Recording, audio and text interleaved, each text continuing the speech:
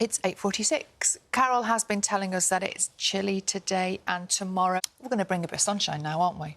With Pixie Lott, who made her debut on the music scene as a teenager in the early 2000s and became a success very quickly. Yeah, 3 of her songs reached #1. She had loads of top 40 hits, and now, 10 years later, she's back with a new single and a new album. Pixie will join us for a chat in a moment, but first let's have a listen to that music. Absolutely proud every day. Photographs are astonishing, aren't they? They're beautiful. It's how she's brought together, obviously, her family, but with the advisors, with young people, you know, who never met her. It's just that legacy. And we will continue to talk about her and the work that she did in such a short life, such a big impact in such a short time. Incredible. Lovely piece there by Jane McCubbin. Now, you might remember the reaction in rural communities a few months ago when the government announced it wanted to make farmers pay more inheritance tax. Yeah, well, today MPs will debate a petition which will try to force ministers to scrap that policy. Peter is on a farm in Suffolk, across the BBC today.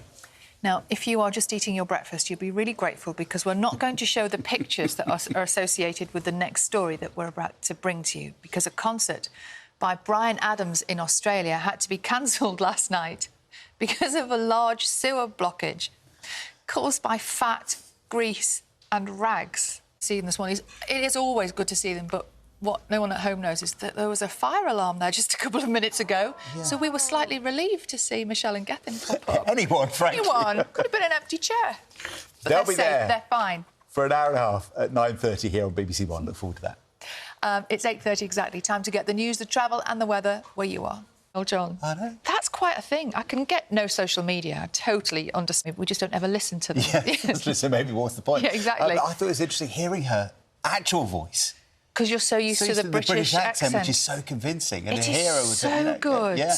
So good. It's going to be a hit, isn't it? You going to go? Probably, yes. You? Don't know. You can see it, though. Bridget Jones, Mad About the Boy, in cinemas from this Thursday, which is the 13th of February, Valentine's weekend. Let's see you massive. there. Yes. Yes. It's just coming up to 8 o'clock. That means it's time to get the news, the travel and the weather where you are. 2 o'clock. It's 20 to 8. John joins us now for the sport. Very much indeed. Carol's got the weather. It's 20 to 8. John joins us now for the sport. Hello, this is Breakfast with John Kay and Sally Nugent. Just after 7:30 Monday morning, and new figures show that nearly 4,000 migrants who've been working illegally in nail bars, car washes and restaurants have been arrested as part of the Labour government's efforts to tighten UK border security. Labour's Border Security, Asylum and Immigration Bill will be debated in Parliament today. And joining us, Rama's Britain's Mouldy Homes. It's on BBC One tonight at 8 o'clock, and it's also available on the iPlayer now. And obviously, that is a story we will continue to watch here on Breakfast in the months ahead. Farmers will stage another tractor protest outside Parliament today as they continue their campaign against changes to inheritance tax rules. Yeah, Pete. The most beautiful picture. Beautiful picture. She touched so many lives, but what a community she's built around her as well. Her family, the medics, the doctors, nurses. It's interesting, when you see the doctors, it's like they're part of the family. Yeah, totally. They're all so close. Yeah, and it's all because of Liz. A lovely film there from Jane. It is just coming up to 7 o'clock. We're going to get the news, the travel and the weather where you are this morning. 7:15, Robbie Williams has treated himself to an early birthday present after making the winning bid of £20,000 for Eric Morecambe's glasses and pipe at an auction. Kind of suit him in the picture. They he looks good. Do suit him. Yeah, he looks very at home in them. Should we get some weather? Yes, you're not going to do that. Now, new figures from NHS England today and analysed by the BBC's Panorama programme have found that nearly 26,000 babies and toddlers were admitted to hospital last year with lung conditions that were probably linked to damp and mould. In England, more than 500,000 rental homes have black mould, and many tenants feel their complaints aren't being taken seriously. Our reporter Rahil Sheikh has been to Brighton to meet a mother who says her son has developed health problems from the mould in their flat. Security Dame Angela Eagle on the programme in about an hour's time. Right now, it's 6:33. John's... Now, MPs will debate a petition today which demands that the government reverses its plan to make farms pay more inheritance tax. Peter is on a farm in Suffolk for us this morning and... Later.